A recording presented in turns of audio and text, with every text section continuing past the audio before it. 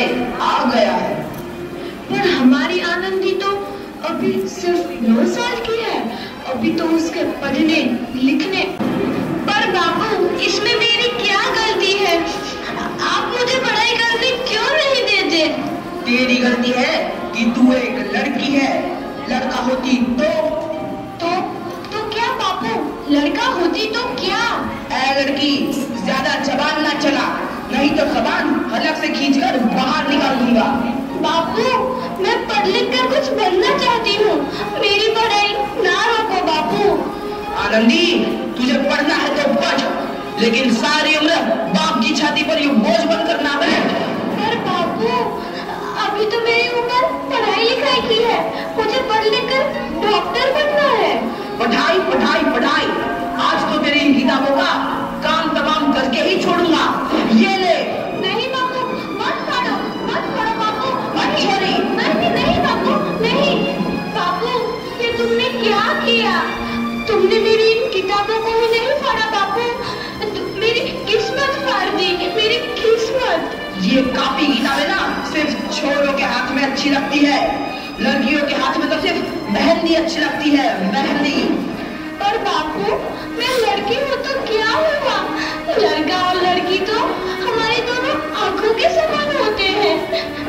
चुप कर आनंदी, और यह एहसान मान कि अब तक जिंदा है तू। कहीं बचपन में गला दबाकर मार दिया होता तो यह तेरी बकबक नहीं सुननी पड़ती आज। पर बापू, मुझे चूल्हा जलाना अच्छा ना लगे है। देख छोरी, जितना जल्दी हो तू चूल्हा जलाना सीख ले, उतना ही अच्छा है तेरे लिए। और हाँ, तेरा ब्याह तो होगा, वो भी कल के कल। अपना जीवन है तुम्हारी यह कहानी, आंचल में है दूध और आंखों में है पानी। मुझे माफ कर दे बेटी, तेरे बापू के जिद के आगे मेरी एक न चलेगी। माफ कर दे बेटी, मुझे माफ कर दे। इस प्रकार मात्र 9 वर्ष की छोटी उम्र में आनंदी का विवाह गोपाल राव जोशी से हो गया। बाल विवाह एक सामाजिक कुरीति है और इस कुप्रथा का शिकार होना पड़ा आनंदी को। 5 वर्ष बाद आनंदी 14 साल की हो गई है। उसके घर एक शिशु ने जन्म लिया है। देखते हैं आगे क्या होगा। देखिए ना, इसे क्या हो गया है? इसका माथा तो अंगार की तरफ तप रहा है। इसे तो बहुत तेज बुखार है। आप भी ना कुछ भी बोलते हैं। दीजिए मुझे। माधव, जल्दी से वैद्य जी को बुला के लाओ। जी, अभी बुला के लाता हूँ। ये तुम क्या कर रही हो आनंदी? भगवान की विभूति लगा रही हूँ। बस करो आनंदी, ये सब अंधविश्वास है। अरे आप यकीन तो कीजिए, भगवान की कृपा से इसका माथा ठंडा हो रहा है और बुखार भी उतर गया है ना बाबू? देखिए, दीजिए मुझे।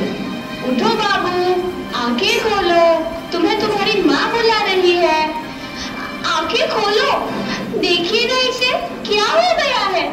आंखें भी नहीं खोल रहा। आंखें खोलो बेटा। आप चुप क्यों है? आंखें खोलो बेटा, आंखें खोलो। आनंदी, हमारा बेटा कभी आंखें नहीं खोलेगा। नहीं, ऐसा नहीं हो सकता। मेरे बेटे को मुझसे कोई नहीं छीन सकता, कोई नहीं छीन सकता। पागल मत बनो आनंदी। माधव,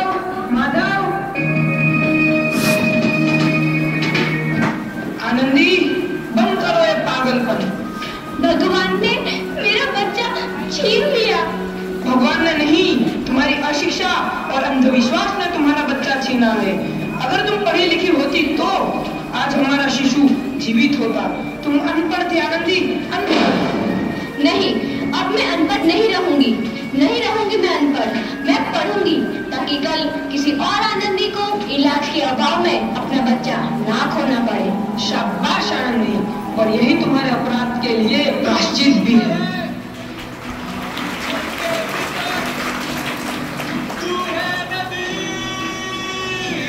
आनंदी, तुम्हारी 12वीं का परिणाम आ गया है। तुमने पूरे कॉलेज में प्रथम स्थान अर्जित किया है। आनंदी, तुम्हारी मेहनत रंग लाई है। तुम्हें शिक्षा वृत्ति मिली है। ये लो तुम्हारे अमेरिका जाने की टिकट। मुझे शिक्षा वृत्ति मिल गई? मैं अमेरिका जा रही हूँ? पर ये सब मैं अकेले कैसे कर पाऊंगी? दी, अपना आप को इतना कमजोर क्यों समझ रही हो? फिर इतना पढ़ने लिखने का क्या फायदा? तुम अभी गवार की गवार नहीं हूँ मैं अब गवार।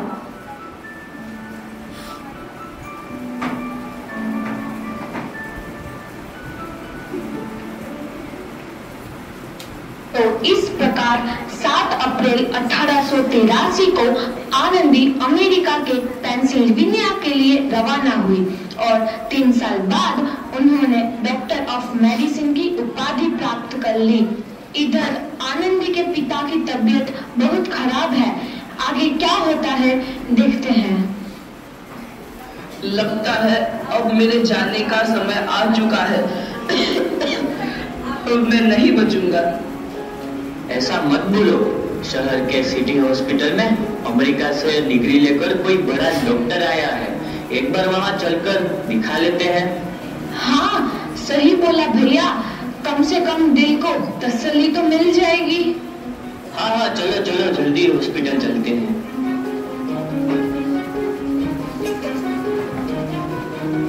इस मरीज की हालत तो बहुत ही खराब है। कोई चमत्कार ही इसे बचा सकता है। ऐसा मत बोलो भाई। डॉक्टर साहब कब तक आ जाएंगे? लो आ गई डॉक्टर मैडम। डॉक्टर मैडम जल्दी देखिए, मरीज की हालत बहुत ही खराब है।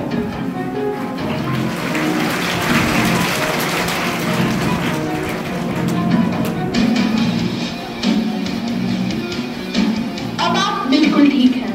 मौत के मुंह से आपको बचाया है डॉक्टर मैडम ने। डॉक्टर साहब ने मुझे बचा लिया। मुझे मिलना है डॉक्टर साहब से। डॉक्टर साहब नहीं, डॉक्टर मैडम बोलो। डॉक्टर मैडम, उन्होंने ही तुम्हें जीवन दान दिया है। आ गई डॉक्टर मैडम, मिल लो उनसे। डॉक्टर मैडम, आपका बहुत बहुत धन्यवाद। आपने मेरी जान बचाई। इसके बदले में मैं गरीब बना आपको क्या दे सकता हूँ? वचन चाहिए मुझे कि कभी ये नहीं कहोगे कि लड़कियां कुछ नहीं कर सकती। वचन? ये कैसा वचन? अरे श्यामलाल, तुमने पहचाना नहीं? तुम्हारी बेटी आनंदी। आनंदी? मेरी बेटी आनंदी डॉक्टर? हाँ बापू, वही आनंदी जिसके लिए बचपन में तूने चूड़ा और दुल्हा के अलावा कुछ नहीं सोचा था। आनंदी, आनंदी मेरी बेटी, मुझे माफ कर दे। मैं तेरा गुनहगार हूँ बेटी। नहीं नहीं बापू, वही आनंदी जिसके हाथ पीले करके तुम उसकी सारी जिंदगी काला कर देना चाहते थे। माफ कर दे मुझे मेरी बच्ची, माफ कर दे। मैं तेरा अपराधी हूँ मेरी बच्ची, माफ कर दे। नहीं बापू, मैंने तो तेरा एहसान चुकाया है। याद है ना अपना एहसान जो बचपन में तुमने मुझ पर किया था? ताने सुना सुना कर जीते जी मारना आना मुझको। अब बोल, और किस किस को मारेगा? आनंदी बेटी, मुझे माफ कर दे मेरी बच्ची। मैं तेरा गुनहगार हूँ। बापू, आपने ही तो बोला था किताबें सिर्फ बेटों के हाथ में अच्छी लगती है, बेटियों के हाथ में तो सिर्फ मेहंदी। बेटों और बेटियों में फर्क करना तो आंखों में फर्क करने समान है। एक का पढ़ना और दूसरे का ना पढ़ना सामाजिक अंधकार है बापू, सामाजिक अंधकार। उपकार मांगता हूँ मैं तुझ जैसी बेटी का, जिसने सारी उम्र मुझसे कुछ ना मांगा। मांगा तो सिर्फ बराबरी का दर्जा।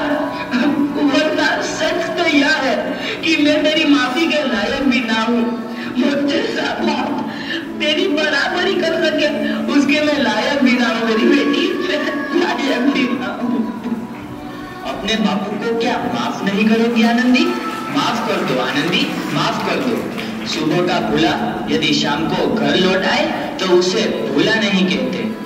बापू, तो इस प्रकार आनंदीबाई जोशी ने अपनी मेहनत और अटूट इरादे से न केवल भारत की पहली महिला डॉक्टर बनी, बल्कि आगे चल के उन लड़कियों के लिए सुनहरा रास्ता दिखा गई जो जीवन में कुछ करना चाहते थे।